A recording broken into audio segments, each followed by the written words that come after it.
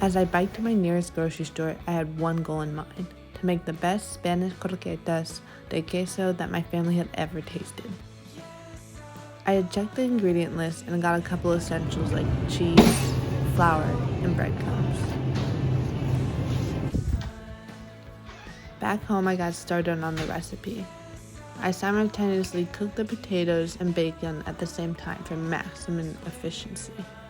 Croquetes are a popular form of tapas, or snacks, in Spain, and they came about as a way not to waste any meat. There are many types of croquetes, including ones filled with fish, ham, octopus, or chicken. The basis of a croqueta is a fried ball of mashed potatoes and meat. When matched with a fiery sauce, they can become a form of patatas bravas, which is a common snack meant to test your spice tolerance, served at bars. I chose this dish because it seems similar to French fries, which are honestly my favorite food, as embarrassing as it may seem. There's just nothing more comforting to me than the crunch and softness that is a French fry. The ingredients were all pretty easy to find. I actually had many of the spices at home, like cilantro and salt and pepper and paprika. But when I went grocery shopping, I wasn't able to find the potatoes, so my mom had to go and buy those for me. The dish was pretty easy to make, though it did take a long time. Here you can see me cubing the potatoes. This process took a long time because I had accidentally peeled too many. But after this, I was able to put them all into a giant pan and fill it up with water and boil them.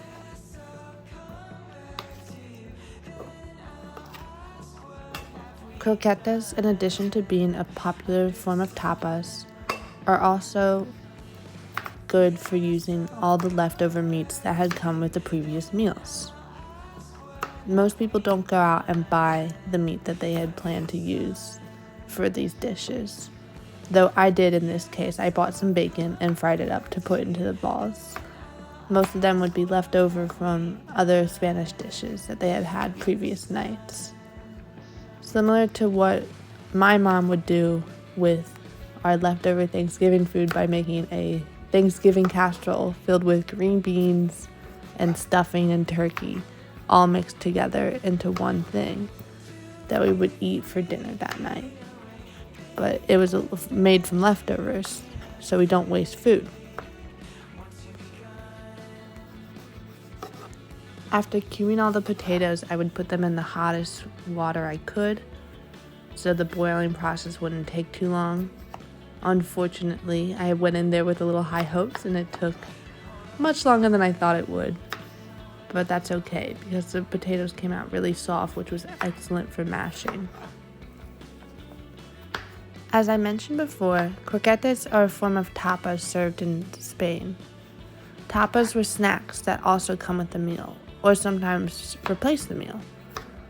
They can be things like rice dishes, simple fish dishes, and other things that snacks that we would consider appetizers over here, like mozzarella sticks or bruschetta. Tapas are a great way to start the meal right with a lighter snack and not a heavier dish. Since there are so many forms of croquetes, there's also a lot of different sauces that can be made with them. I decided to go with a more spicy one because that's what I like.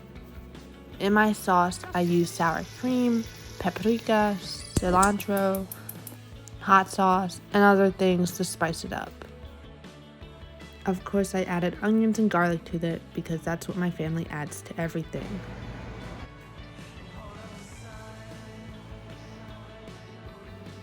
It then came time to assemble. I mashed the potatoes until they were about a cookie dough consistency so that I could roll them up into ball form for later frying. I stuffed each ball with a bit of cheese, and I've thoroughly mixed in to the potatoes the bacon and other spices. It's that way that we could have a cheesy bacon potato croquetes. Here my mom is walking around the kitchen around me while I'm filming me stuffing the balls. This process took a long time, but that's because I accidentally made too many potatoes. Here you can see me after I rolled them on the balls, putting them on plates, getting ready to batter them for frying, which would consist of a flour dredge, then an egg dredge, and then a panko dredge, before dropping them into the oil. Like I said, the process wasn't too hard, it was just time consuming, but the finished dish ended up tasting really good, and I got to share it with my family that night before work. We ate our pot roast with it, which I thought was going to be a weird pairing, but I ended up really liking it. We all thought they tasted delicious. I will be making these again and certainly ordering them in Spain. They are soft and flavor on the inside, matched with a nice and crunchy outside. It was almost even better than fries. Working at 2 restaurant means I get to try a lot of new foods. I work at a juice bar that made me try something like ginger and turmeric, things that I don't eat a lot in my day-to-day life. And because of this, I look forward to and am greatly excited for Spanish cuisine.